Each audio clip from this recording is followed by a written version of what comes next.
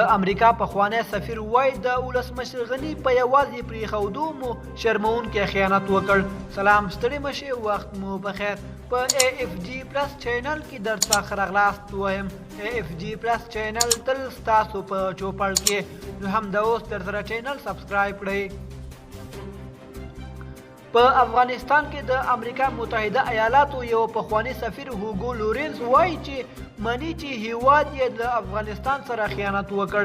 لورینز چې تر 2019 کال پورې په کابل کې د امریکا سفیر و، په یوه ځانګړي تلویزیوني مرکه کې وویل چې په دوحه کې له طالبانو سره د زلمي خلیلزاد د سولې معاملې له ترسره کېدو سره د افغانستان جمهوري نظام منسوبینو ته له پوځي ماتې مخکې رواني ماتې ورکړل شوې وه.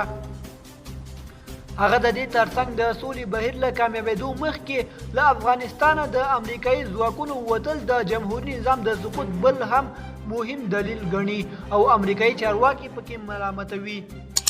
دې له هېواده د ولسمشر غني د وتو په اړه وایي چې تر اوسه یې ارزول سخت او پر هغه نیوکې شته، خو دا هم باید امریکایان ومني چې د افغانستان دغه رهبر یې یوازې پرېښی و.